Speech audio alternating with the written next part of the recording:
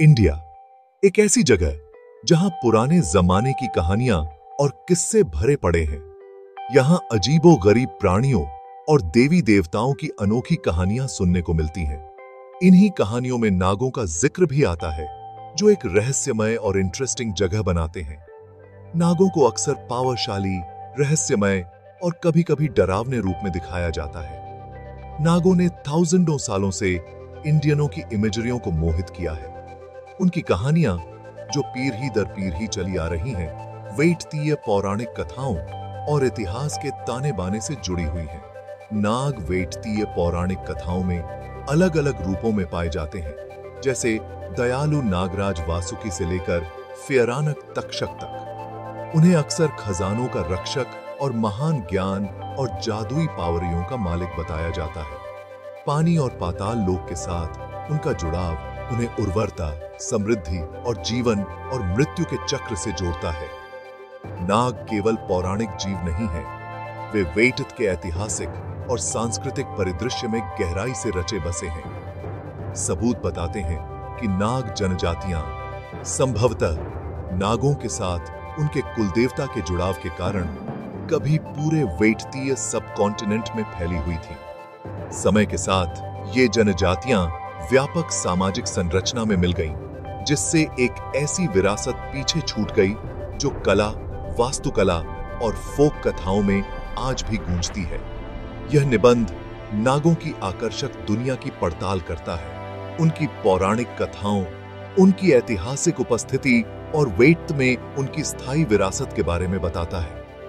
यूनिवर्सीय नाग शेषनाग से लेकर ऐतिहासिक नाग राज्यों तक हम इन सर्पेंट प्राणियों के रहस्यों और कॉम्प्लेक्सताओं को उजागर करेंगे। हिंदू धर्म की कहानियों में पूरा ब्रह्मांड शेषनाग नामक पावरशाली नाग के 1000 सिरों पर टिका हुआ है। इस आदिम नाग को अक्सर भगवान विष्णु को अपनी कुंडलियों पर लेटे हुए दिखाया जाता है, जो उस यूनिवर्सीय सागर का प्रतिनिधित्व करता है जहां से सारी सृष्टि निकलती है और जहां अंततः सब कुछ वापस चला जाता है। शेषनाग समय के साइकिलीय नेचर, सृजन और विनाश के अनफोल्डिंग चक्र का प्रतीक है। कहा जाता है कि शेषनाग के 1000 फन पूरे ब्रह्मांड का भार संभालते हैं। उनकी निरंतर सतर्कता और अटूट समर्थन ब्रह्मांड की स्थिरता और संतुलन सुनिश्चित करते हैं। वह धैर्य, शक्ति और स्वयं ब्रह्मांड की स्थायी प्रकृति का प्रतीक है। विष्णु के शेषनाग पर विश्राम करने की छवि दिव्य और भौतिक दुनिया के बीच संबंधों के लिए एक पावरशाली रूपक है। विष्णु पालनहार उस दिव्य व्यवस्था और सामंजस्य का प्रतिनिधित्व करते हैं जो ब्रह्मांड को बनाए रखता है।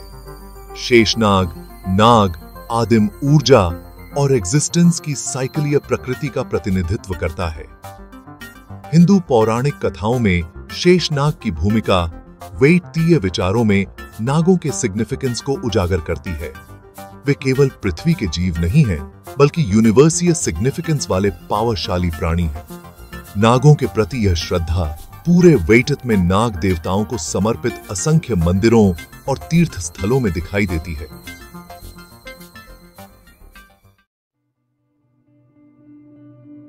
नागों को अक्सर धन, खजाने और पाताल लोक से जोड़ा जाता है।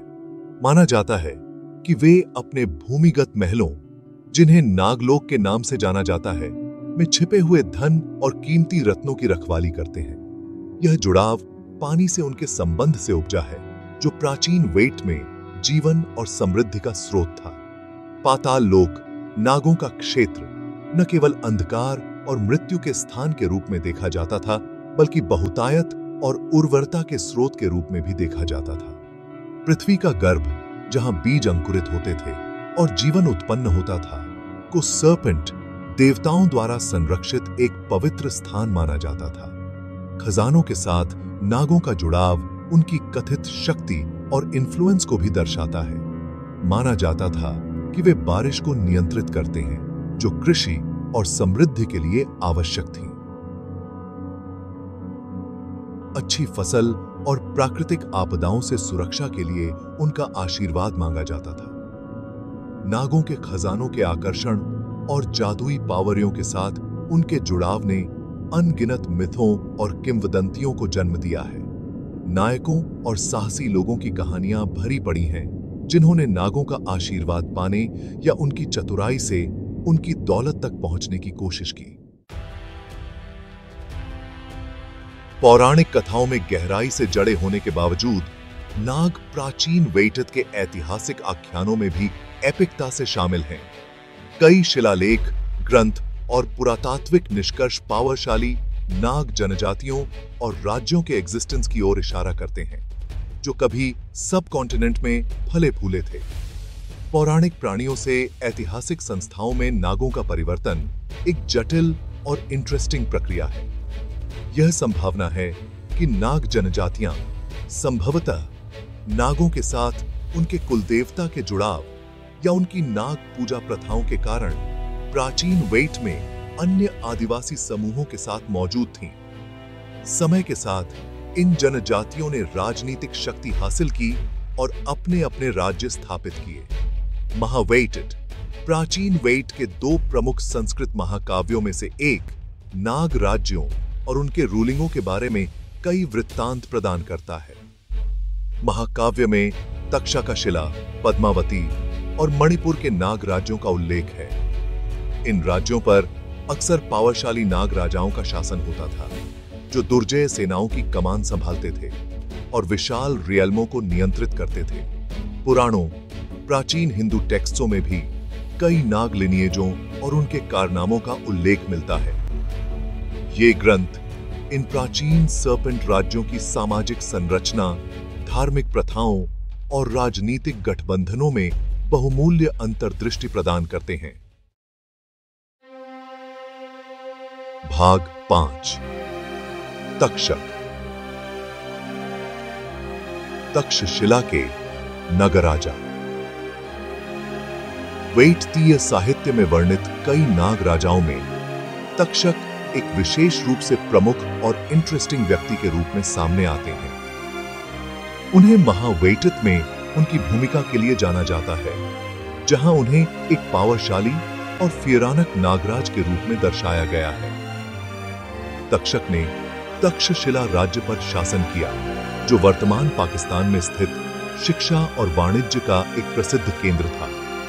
उसके पास एक जहरीला दंश था, जिसके बारे में कहा जाता था कि यह घातक था, और उसके नाम ने पुरुषों के दिलों में भय पैदा कर दिया। महावेटित में तक्षक अर्जुन के पौत्र परीक्षित की मृत्यु में उनकी भूमिका के लिए कुख्यात है। कहा जाता है कि उसने परीक्षित को बुरी तरह से काट लिया था, जिससे पांडावा वंश पर लगा एक कर्स पूरा हो गया। अपनी फियरावह प्रतिष्ठा के बावजूद तक्षक को एक विजडममान और विद्वान राजा के रूप में भी दर्शाया गया। कहा जाता है कि वह आयुर्वेद चिकित्सा की प्राचीन वेटतीय प्रणाली के उस्ताद थे और उन्हें पावरशाली जड़ी बूटियों और मारक का ज्ञान था। तक्षक की कहानी वेटतीय पौराणिक कथाओं में नाग पात्रों की जटिल और अक्सर विपरीत प्रकृति को उजागर करती है। वे पूजनीय और फियरभीत दोनों हैं। उनकी बुद्धि और शक्ति के लिए सम्मानित हैं, लेकिन उनके जहरीले नेचर से डरते भी हैं। भाग 6 पद्मावती का पावरशाली नाग लिनिएज।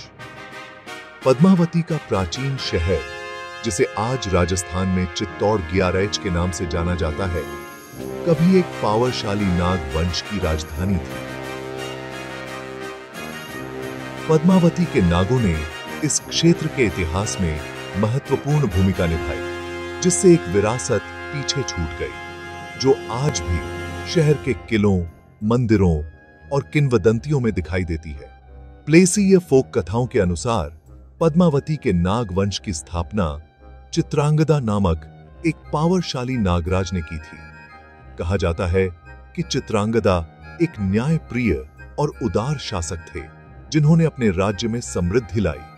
उन्हें चित्तौड़ गियारेच में पहला किला बनाने का श्रेय दिया जाता है, जो एक दुर्जय संरचना थी, जिसने सदियों तक नाग वंश की राजधानी के रूप में कार्य किया। पद्मावती के नाग अपनी वीरता और सैन्य कौशल के लिए जाने जाते थे। उन्होंने पड़ोसी राज्यों के खिलाफ कई युद्ध लड़े, अपने क्षेत्र का विस्तार किया और अपनी शक्ति को मजबूत किया। इन वॉर्सों में सबसे प्रसिद्ध 1303 ईस्वी में अलाउद्दीन खिलजी द्वारा चित्तौड़ गियाराज की घेराबंदी है। भाग 7 कला और वास्तुकला में नाग लेगेसी। नागों की विरासत केवल पौराणिक कथाओं और साहित्य तक ही सीमित नहीं है।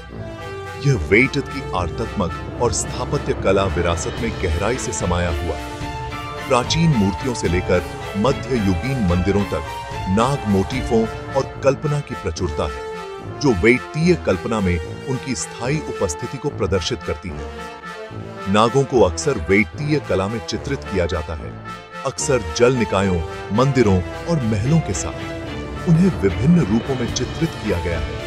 फियरानक बहुसिर वाले सांपों से लेकर उदार ह्यूमन सर्पेंट संकर तक। उनके प्रतिष्ठित फन कभी कभी प्रोटेक्शनात्मक पोस्चर में फैले हुए वेटतीय प्रतिमा विज्ञान में एक आवर्ती रूपांकन है। प्राचीन वेटतीय मंदिरों में अक्सर द्वारों, स्तंभों और पानी की टंकियों को सजाने वाली नाग मूर्तियां होती हैं। इन मूर्तियों ने सजावटी और प्रतीकात्मक दोनों उद्देश्यों को पूरा किया। उन्हें पवित्र प्लेसों के संरक्षक के रूप में देखा जाता था, जो मंदिर को नकारात्मक एनर्जियों से बचाते थे। पश्चिमी वेटित के बावड़ियां विशेष रूप से गुजरात और राजस्थान में अपनी जटिल नक्काशी और स्थापत्य भव्यता के लिए प्रसिद्ध है। 8वीं और 16वीं शताब्दी ईस्वी के बीच मुख्य रूप से निर्मित इन बावड़ियों में अक्सर विस्तृत नाग मूर्तियां होती हैं, जो पानी और उर्वरता के साथ नागों के जुड़ाव को उजागर करती हैं। भाग 8 नागों से मनुष्यों तक। नागों का एसिमिलेशन। प्राइमरीली धारा के वेटीय समाज में नाग जनजातियों का एकीकरण प्राचीन वेट में सामाजिक स्ट्रक्चरों की तरलता का प्रमाण है। समय के साथ नाग, जिन्हें कभी अपने रीति रिवाजों और बिलीफों के साथ अलग अलग संस्था माना जाता था, धीरे धीरे व्यापक हिंदू तह में आत्मसात हो गए। यह आत्मसात संभवतः एक क्रमिक प्रक्रिया थी, जो सामाजिक, राजनीतिक और धार्मिक कारकों के जटिल परस्पर क्रिया से प्रेरित थी। नाग अभिजात वर्ग और अन्य राज्यों के शासक परिवारों के बीच विवाह ने इन समुदायों के बीच की खाई को पाटने में महत्वपूर्ण भूमिका निभाई। नाग रूलिंगों द्वारा हिंदू देवताओं और धार्मिक प्रथाओं को अपनाने से हिंदू समाज में उनका एकीकरण और आसान हो गया। विष्णु, शिव और अन्य हिंदू देवताओं को समर्पित मंदिर नाग रियाल्मों के भीतर बनाए गए थे, जो हिंदू मान्यताओं को स्वीकार करने का प्रतीक थे। आत्मसात करने की प्रक्रिया ने नागों की विशिष्ट पहचान को मिटाया नहीं। वे पानी, धन और पाताल लोक से जुड़े पावरशाली प्राणियों के रूप में पूजनीय बने रहे। हालांकि उनकी छवि फियरानक सर्पेंट देवताओं से बदलकर उदार रक्षक और संरक्षक बन गई।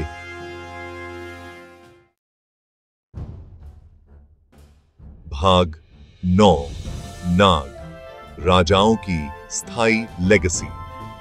नाग, जो कभी प्राचीन वेटित के पावरशाली शासक थे, समय की धुंध में लुप्त हो गए होंगे, लेकिन उनकी विरासत सब कॉन्टिनेंट के सांस्कृतिक परिदृश्य में आज भी गूंज रही है। जीवंत लोक परंपराओं से लेकर विशाल मंदिरों तक सर्पेंट देवता वेटतीय मानस का एक अभिन्न अंग बने हुए हैं। वेट के कई हिस्सों में नाग देवताओं की पूजा आज भी उत्साह और भक्ति के साथ की जाती है। लोग प्रार्थना करते हैं और उर्वरता, समृद्धि और दुर्भाग्य से सुरक्षा के लिए उनका आशीर्वाद लेने के लिए अनुष्ठान करते हैं। नाग मंदिर, जो अक्सर जल निकायों के पास या पवित्र पेड़ों के नीचे स्थित होते हैं, उनकी पावरियों में स्थायी विश्वास के प्रमाण हैं। पूरे वेटित में फोक गीत नागों, उनकी जादुई पावरियों और मनुष्यों के साथ उनकी बातचीत की कहानियों से भरे पड़े हैं। ये कहानियां पीढ़ी दर पीढ़ी चली आ रही हैं, लोगों के दिलो दिमाग में सर्पेंट देवताओं की स्मृति को जीवित रखती हैं। नाग विरासत वेटतीय कला, आभूषण और वस्त्रों में सर्पेंट मोटिफों के निरंतर उपयोग में भी स्पष्ट है। जटिल रूप से उकेरे गए चांदी के ज्वेलरियों से लेकर जीवंत हथकरघा साड़ियों तक सर्पेंट कल्पना मोहित और प्रेरित करती रहती है। भाग 10। निष्कर्ष। नागों का शाश्वत अल्योर। नाग अपने नागिन रूपों और रहस्यमय आकर्षण के साथ सहस्राब्दियों से वेटतीय कल्पना को मोहित करते रहे हैं। वे वेटतीय पौराणिक कथाओं, इतिहास और संस्कृति के ताने बाने में बुने गए हैं।